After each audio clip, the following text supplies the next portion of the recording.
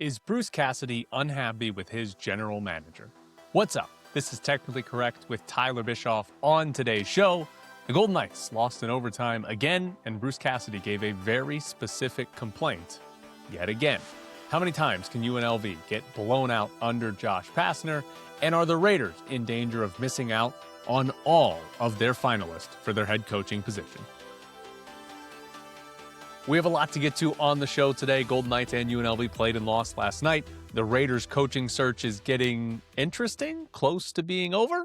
Here we go. The Golden Knights lost in overtime to Montreal 3-2, which means 20 of the 51 games they have played have gone to overtime. That is 39% of their games have finished in overtime. Golden Knights have only won 7 of those games. So they've gotten 13 loser points. So far this year, 21% of the Golden Knights' points in the standings are from losing games in overtime or a shootout.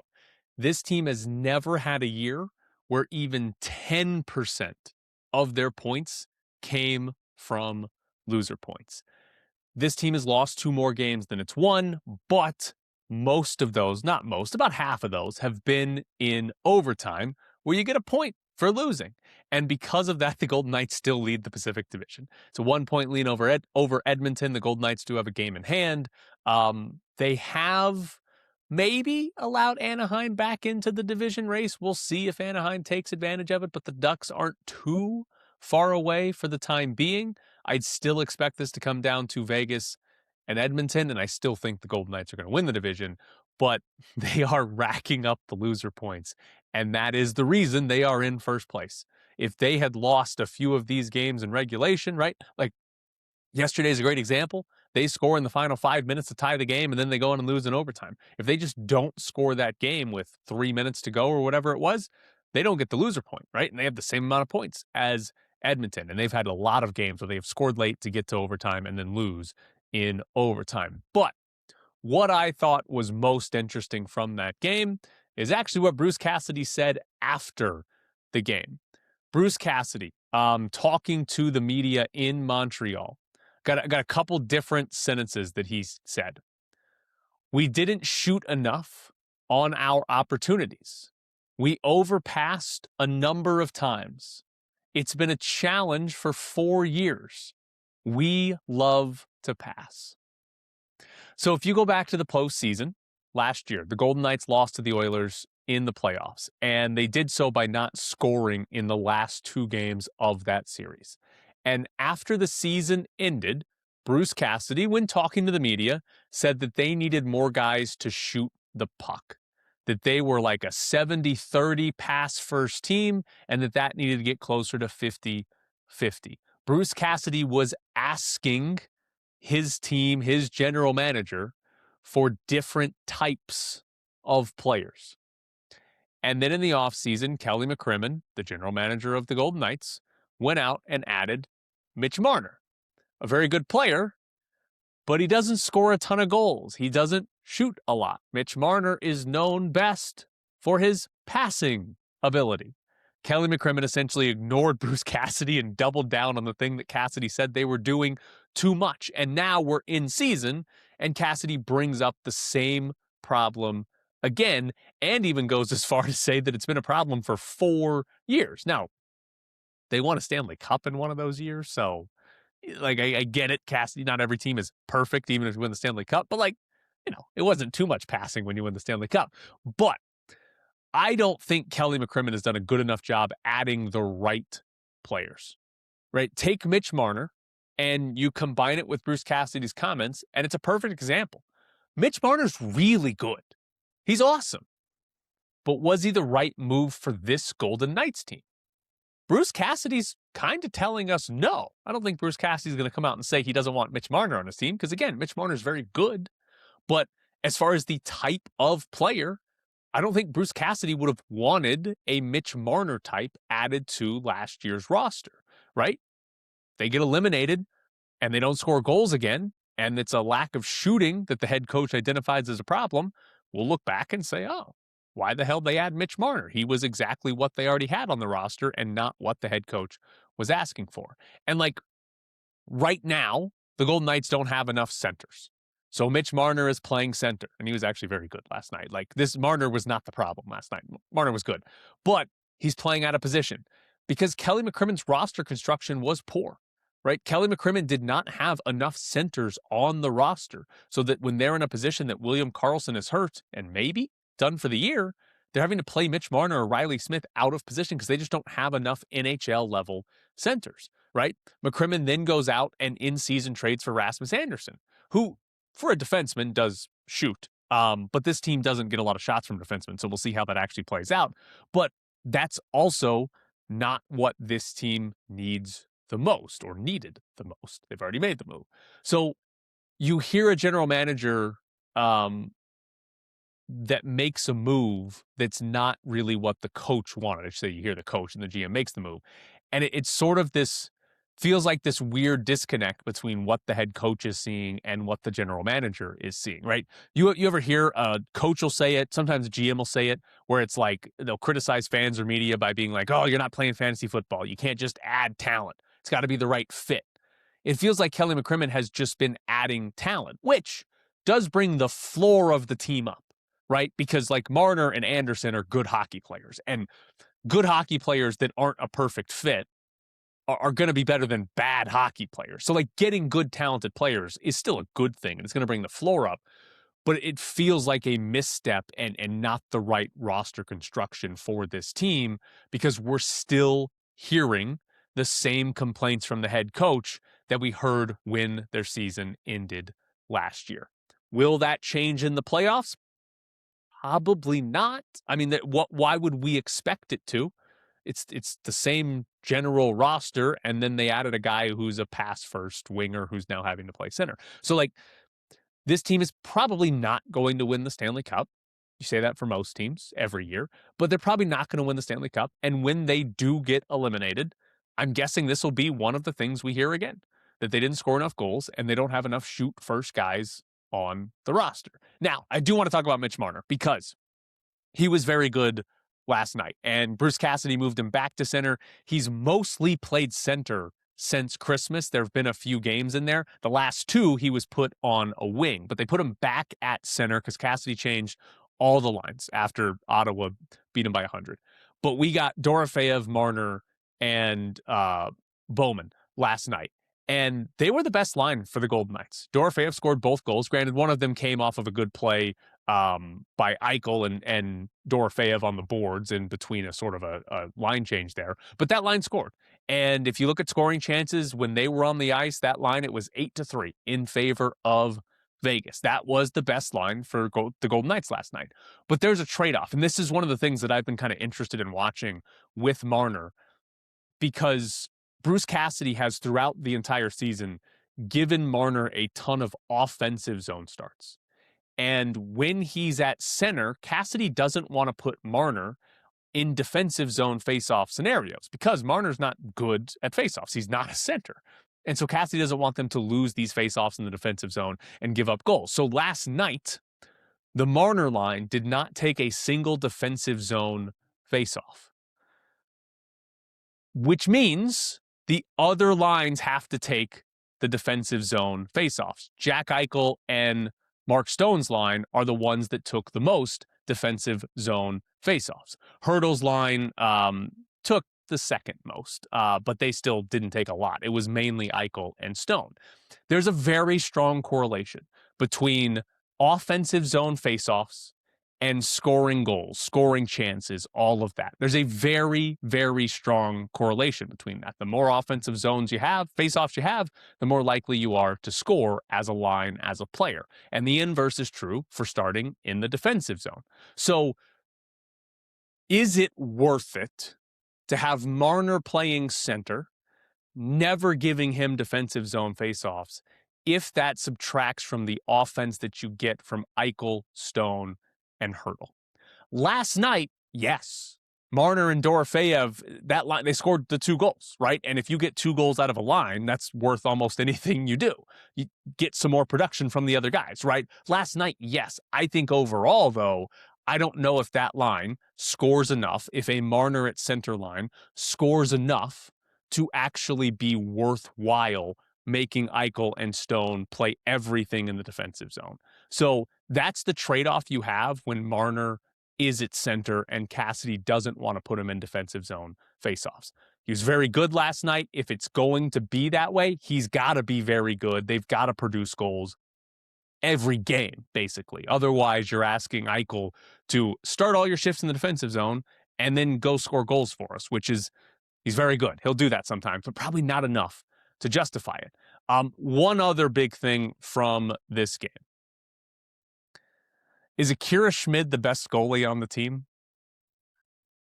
Feels like it, right?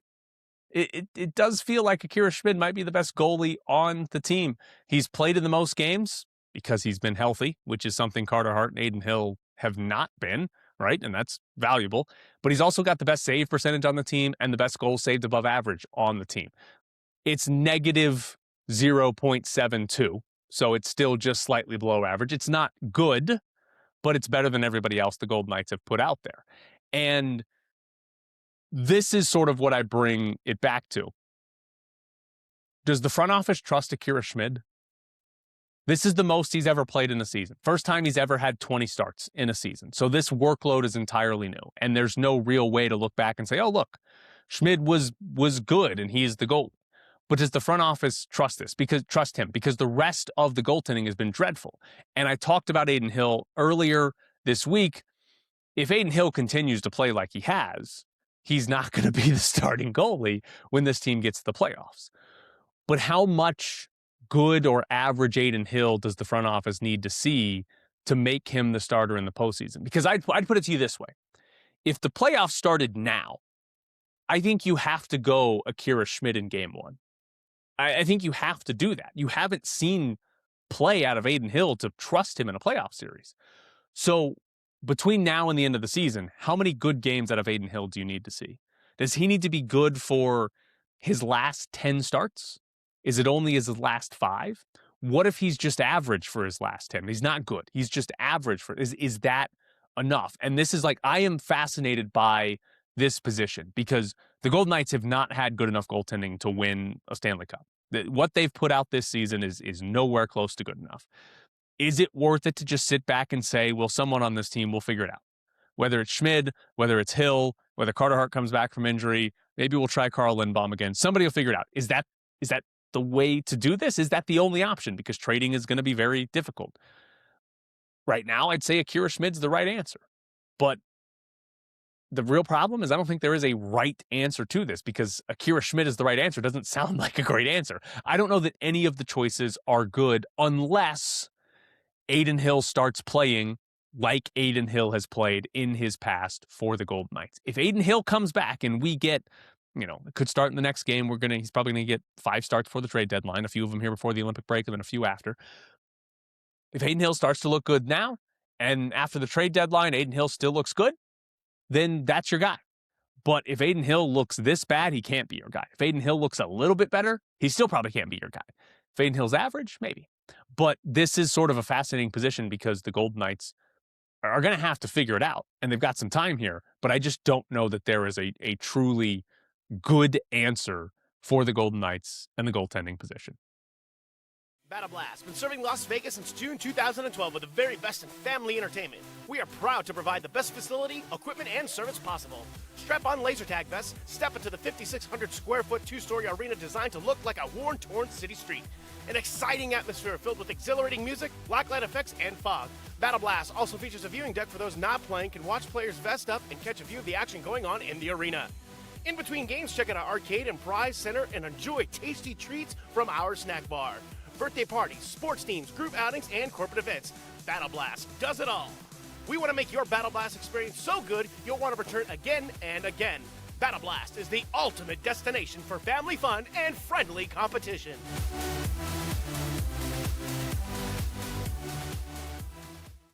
Bischoff's Briefs is brought to you by Battle Blast Las Vegas, the best laser tag in Vegas. A very, very big thank you from me and Technically Correct, which is me, for Battle Blast Las Vegas sponsoring the show. It means a lot to have sponsors to be able to do this show and cover Las Vegas sports. So check out Battle Blast Las Vegas, the best place for laser tag in Vegas. That's how you can help me help Battle Blast. Perfect spot for your kid's birthday party or a corporate event or your own birthday party, whatever it is you want to do. Battle Blast Las Vegas, located at 8125 West Sahara Avenue, your next stop for fun in Vegas.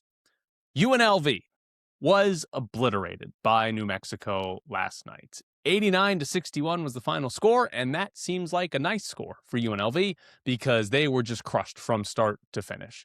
I'll give you a little bit of insight to the actual game because I don't think that's the important part here, but biggest problem UNLV had is New Mexico's defense just smothered them. UNLV likes to have their centers catch the ball sort of at the top of the key because generally speaking, there's not a defender that comes out to play Emmanuel Steffen or Jacob Bernard at the top of the key. So it's kind of a free pass, and they get a lot of space with no defender around them. And then UNLV will run backdoor cuts.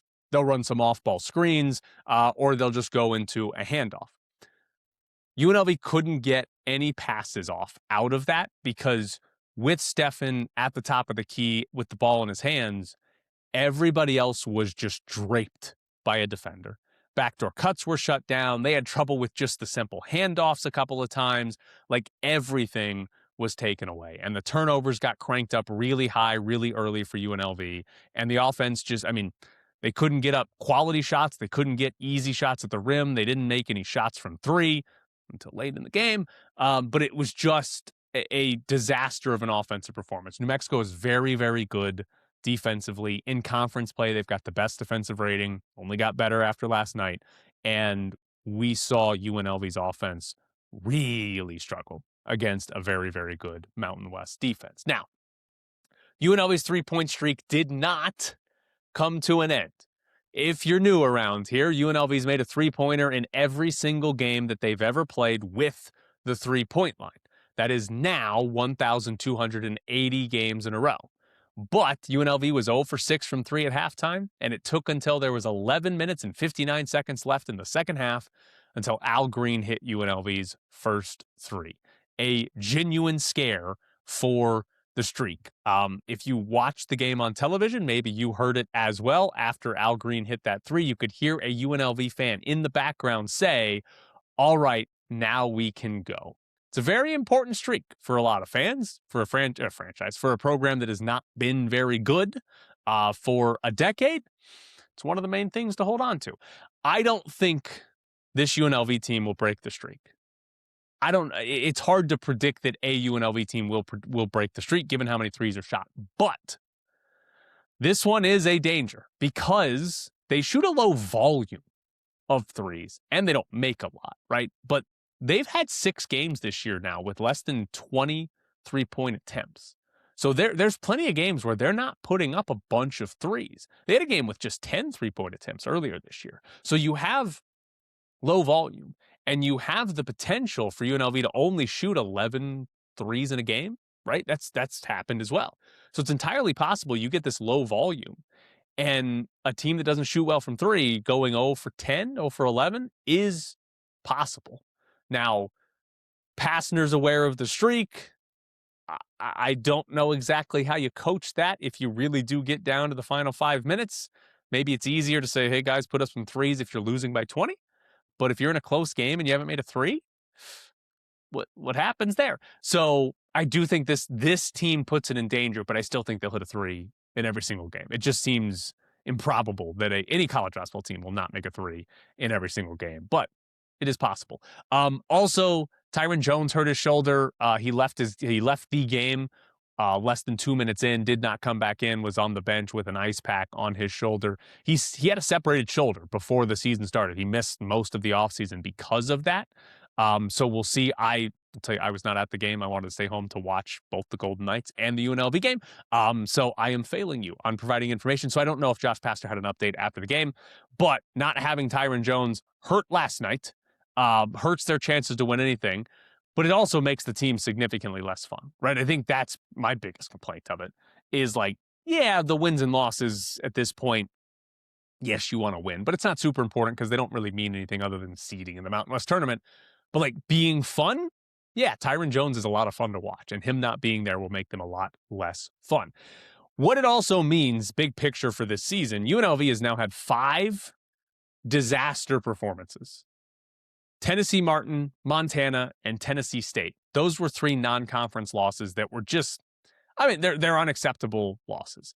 You have a 32-point loss to Wyoming, and now you have this blowout loss at home to New Mexico.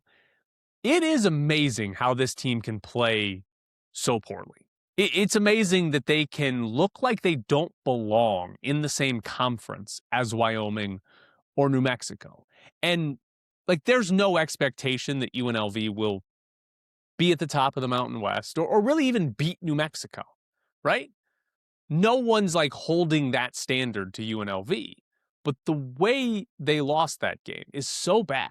And the fact that it's happened now 5 times, where you can look at 5 just humiliating losses in 20 games. It's 25% of the games have been humiliating losses. The coaching is where we have to look. Yeah, injuries happen. It's a flawed roster. But none of that excuses having 5 of these performances. That is so many just, oh my God, what is wrong with this team type of games. And so for me, it's sort of looking forward. For this program, getting to the NCAA tournament's the goal, right? That's what would be the achievement. Let's say next year they're an NCAA tournament level team, or at least close, right? And let's say they don't lose by 32 to Wyoming, but there's a game where they're supposed to win by 10 and they lose by 10. That's the similar type of performance. It's not going to look that bad, because if the team is NCAA tournament level good, it'll be a lot better and you won't have this type of performance.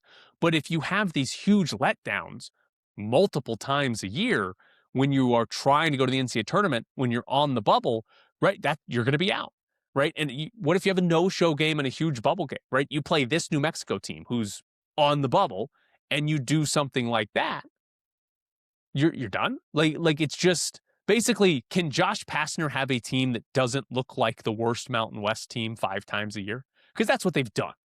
And if you're trying to play in the NCAA tournament, you can't look like the 8th best team in the Mountain West 5 times a year. You can maybe get away with that like once or twice, but not any more than that if you're going to be an NCAA tournament level team. So that, I think, is a really, really big question for Josh Pastner and sort of what this program looks like. Is there consistency from UNLV on a game-to-game basis under Josh Pastner? Now, I do have a couple of things outside of Las Vegas sports that I do want to hit on. First off, Bill Belichick is not going to be a first-ballot Hall of Famer. Apparently, there are 50 votes to get into the Pro Football Hall of Fame, and you need 40 of them, and Belichick did not get 40 of them his first time on the ballot. I'll be the first one to, like, make fun of Belichick for whatever the hell's going on at North Carolina, and to say it was all Tom Brady at New England. But who isn't voting for him for Hall of Fame? I know there were some stories out there yesterday that was like, oh, the voters are punishing him for Spygate and Deflategate. But like, that's not what the Hall of Fame is about. What are we doing there? Like, it's like, oh yeah, we're going to vote him in his second year, but we got to punish him a little bit. Like, that's dumb. The other part is, who cares if it's first ballot? If you're the voter, like, what's it matter if the guy's first ballot? That part's always been weird to me. That it's like, oh yeah, we're going to vote on this guy for Hall of Fame. He'll probably get in on his 4th or 5th try. What changed in the guy? They're retired. What changed? It's always weird to me that it's like, yeah, he's not a first ballot guy, but he'll get in 7th chance, something like that. That just seems weird. Who's voting that's like, I didn't think this guy was a Hall of Famer, but now 6 years later, when that guy's been retired the entire 6 years, I'm going to put him in. Very strange. Also, I won't do this too often. Well, until the summer. Then I'm going to do it a lot with the World Cup. But Champions League today, noon Pacific time. It's the last day of the group stage, which means there are 18 games that start at the same time. This is my advice to you to watch it. If you're working, I'm sorry. But this is my advice for you to watch it. The way this tournament works, the top 8 teams after group play advance to the round of 16. Teams that finish 9 through 24 go into a playoff to determine the other 8 teams that go to the round of 16. So right now, 32 of the 36 teams can still advance to the next round. There's only 2 teams, Arsenal and Bayern Munich, that have already clinched a spot in the top 8, which means pretty much all of these games, 18 at one time, have some impact on sending teams to the next round of the Champions League. And again, they all play at the same time. So you are going to have goals in like other games that impact 5 other teams and whether or not they're advancing or whatever. It's going to be phenomenal because again, 3 through 32 are all playing for something on the final day, all at the same time. Watch some soccer. Do it. You know you want to. But Bischoff's Briefs is brought to you by Battle Blast Las Vegas, the best laser tag in Vegas. Have your next birthday party at Battle Blast. If you book the party package, you will get a private party room, a dedicated party host, pizza, soda, arcade tokens, and laser tag. If you book it for your kid's birthday and you're like, I really wanted to play some laser tag, you can book a game for the adults as well, or just have your own birthday party there. Battle Blast Las Vegas is located at 8125 West Sahara Avenue, your next stop for fun in Las Vegas. If you want to get in touch with the show, email me at technicallycorrectvegas@gmail.com. If you want to sponsor the show, if you've got anything you want to yell at me about, that is going to be the best place to do it. Or go to my Patreon, patreon.com/technicallycorrect with Tyler Bischoff. I've got bonus content up there that you can subscribe to, and you can get in contact with me about anything and yell at me about anything. So Patreon or my email, either one is a good choice. Now, the Raiders, hopefully, but I want to put a disclaimer here. Given the way NFL coaching searches work, there's a chance you're listening to this and they've already hired a coach. It's entirely possible. Adam Schefter reported that he thought all of the teams that didn't have a head coach were going to hire one by Wednesday. So we'll see what happens, but hopefully not. There is a chance the Raiders miss out on all of the finalists for their head coaching position. Just yesterday, we had 4 names that were apparently considered finalists. Ryan McFadden, who covers the Raiders for ESPN, tweeted out, Joe Brady, Clint Kubiak, Davis Webb, Brian Dable. Those are the 4 finalists. Well, on Tuesday, we got some updates. Joe Brady is taking the Bills head coaching job. Brian Dable is going to be the Titans offensive coordinator. And the Broncos fired their offensive coordinator. What all that means? 2 of the 4 are out. Brady and Dable are not going to be the Raiders head coach unless something really dramatic happens. But the Broncos firing their offensive coordinator is interesting because Davis Webb is the quarterback's coach in Denver. And presumably the Broncos firing their offensive coordinator would mean they want to promote their QB coach to be offensive coordinator. That would make a lot of sense as to why you would fire your offensive coordinator. And so, what's a better job? Being the offensive coordinator in Denver or being the Raiders head coach? I would think it has to be the Raiders head coach. Unless you really don't like the Raiders. It's possible. Mark Davis, Tom Brady, you turned off by that. Sean Payton, this is what I'm hoping is happening because it would be very funny. Sean Payton trying to sabotage the Raiders' job, right? Because he got asked in his postseason press conference about Davis Webb possibly taking the Raiders head coaching job. And Sean Payton said it would be a pain in the ass for him being Davis Webb. So we've already got that. It's a division rival. I hope Sean Payton is out here intentionally trying to block Davis Webb from taking the Raiders job by saying, hey, you want to stick around and be the offensive coordinator? I'll fire this bum over here we've got ahead of you. That can be your job. We're going to incentivize you, give you that promotion, right? That'd be great. I kind of love that from Sean Payton, especially, again, as a divisional opponent. Try as hard as you can to screw them over, especially a team you have to play twice a year. Also, important note, it was reported yesterday that the Eagles, Giants, and Ravens all reached out for an interview with Davis Webb to be their offensive coordinator yesterday. So it's entirely possible that the Broncos are like, hey, man, you might be the head coach at the Raiders, but if you're not the head coach, you can be our offensive coordinator. You don't have to go to the Eagles or the Giants or the Ravens to be their OC. So that might be what happened as well. It might not just simply be the Raiders and stopping the Raiders. But it does present a worst case scenario for the Raiders where they miss out on all of their finalists. Again, Joe Brady, gone to Buffalo, or staying in Buffalo, I guess. Brian Daboll, offensive coordinator in Tennessee. If Davis Webb decides to stay as the offensive coordinator in Denver, you're then down to Clint Kubiak as the last remaining candidate, currently the Seahawks offensive coordinator. And what happens if Kubiak does what Ben Johnson did in Detroit a couple of years ago? Turned down a head coaching job to go back and be the offensive coordinator for at least one more season. Ben Johnson canceled an interview with the Commanders. If I remember correctly, the Commanders' front office was on a plane flying to go to the interview when Ben Johnson canceled it. He went back to Detroit for a season, then left for Chicago the next offseason. If Clint Kubiak does something similar to the Raiders, then the Raiders are going to be looking for a head coach after whiffing on all of the coaches that they wanted. Now, I would be surprised if Kubiak and Webb said no to the Raiders to be offensive coordinators. I think both of them should want to take the Raiders job if offered. Kubiak does not have this long offensive coordinator career that makes it an obvious case that he's going to be a head coach at some point, right? If he goes back to Seattle, what's the likelihood that Seattle takes a step back, right? You're going back to Sam Darnold. It's not like you're going back to a Hall of Fame quarterback.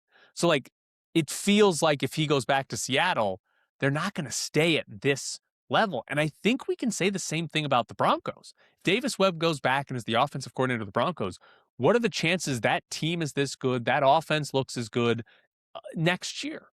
Probably not. And Sean Payton calls the plays, right? Like Davis Webb going back to be the offensive coordinator, it'd be very easy to just say, well, that was Sean Payton. That wasn't you. So I do think this possibility looms where the Raiders miss on everything, but I would be surprised if Kubiak and Davis Webb both said no to this. Now, the last part on this is like the timeline of it. Again, Adam Schefter had said that he expects all the jobs to be filled this week, maybe as early as Wednesday, right? So that would imply the Raiders are going to get this done pretty quickly. But both Davis Webb and Clint Kubiak have reasons to wait. They have reasons to not be in a hurry. Davis Webb, if he wants the Broncos offensive coordinator job, will have to wait for the Broncos to go through an entire process, the official process of interviewing people. They can't just hire Davis Webb right now. They've got to go through a process, which is going to take time. Also, Davis Webb got asked to interview for other offensive coordinator positions. If he's at all interested in coaching Jackson Dart or Jalen Hurts or Lamar Jackson, he takes those interviews, and that could push this back as well. So Davis Webb has reason to wait, and so does Clint Kubiak, because is Clint Kubiak willing to say yes to the Raiders before the Super Bowl? What if he's still undecided on what he wants, right? He's about to coach in the Super Bowl. I can imagine not focusing on what you want for next season is very likely to be happening when you're about to be coaching in the Super Bowl. Personally, if I were Kubiak, I would want to wait until after the Super Bowl to make a decision. Now, obviously, with their 10 open jobs, 7 of them have been filled already, so maybe you can't actually wait. But if I were Kubiak, that's what I would want. So maybe Webb or Kubiak, they say yes soon. They're like, yeah, I want it. Let's do it, right? Entirely possible. And again, that's maybe the expectation. But both of these coaches have reason to wait. And overall, you look at the Raiders, and this is where I look at it and say, I don't trust them. Raiders fired Pete Carroll basically as soon as the season ended. Waited around for Tom Brady, calling games on TV. But now they're one of the last 3 teams to hire a coach this offseason, with Cleveland and Arizona, not the franchises you want to be with. It took the Buffalo Bills 8 days from firing Sean McDermott to hiring their next head coach.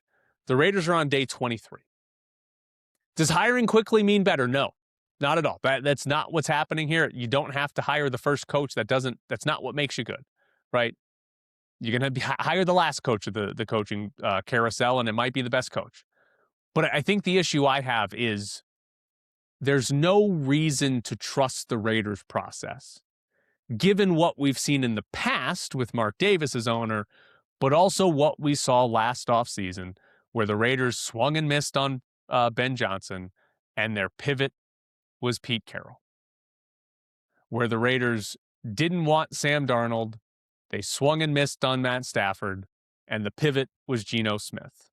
The choices that they made last offseason don't really inspire confidence. And the process that we've seen now, it doesn't look awful, but there's not a lot of reason to trust that, oh yeah, don't worry, they're taking care of it. I don't really believe that's the case. One last thing on this, and I want to talk a bit about Joe Brady taking the job in Buffalo. So I don't know if we'll know this. I don't know if this will get reported anywhere or if we'll just have to guess on it. How badly did the Raiders want Joe Brady? Like, will we ever know, like, oh, the Raiders' final four, they wanted Joe Brady first, Davis Webb second, Clint Kubiak third, and Brian Dable third or fourth? Like, will we ever know what the order was? Maybe not. But the Raiders did interview Joe Brady twice, including in person on Monday, the day before the Bills hired him. So they had an interview right before. Did Joe Brady basically say no to the Raiders to take the Bills job? Would make sense to do so. But did the Raiders lose out on their top candidate? And the Bills don't seem to have the greatest ownership either, did the Bills just kind of take a guy that they felt comfortable with? Because I think the Bills deserve a ton of criticism here. Joe Brady might be great. But if we're talking about process, the idea that the owner of the team walked into the locker room after the loss on the road to the 1 seed by 3 points and saw Josh Allen sobbing and said, that's it, I got to fire people. And then you fire the head coach, but you promote the general manager, and then you just promote the offensive coordinator to be head coach. That is insane logic. To be like, yeah, blow it all up. Just kidding. Let's keep as many of these guys around as we can. We just had to get rid of Sean McDermott. That's horrendous process from the Buffalo Bills. Did they steal the Raiders' top option? It's possible. I have no idea. But I don't think the Bills' process seems to have been any good whatsoever. And I'll say this as well. While the Raiders might have missed out on Joe Brady, he might end up being the best candidate from this staff.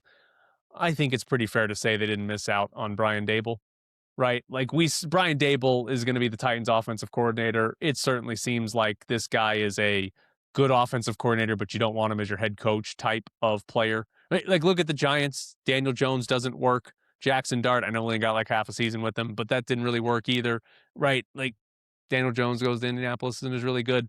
Based on his time in New York, would it be good if you had Fernando Mendoza and Brian Dable together? It really would feel like, oh, if Mendoza's a superstar, Brian Dable will look good. But if Mendoza's just average, is Dable going to actually, as the head coach, make him look a lot better? As the offensive coordinator, he's got a lot of credit for quarterback development, if that's what he's focused on, as opposed to all of the organization as the head coach. It's probably going to be pretty good. So I don't think they missed out on Brian Dable. Maybe missed out on Joe Brady.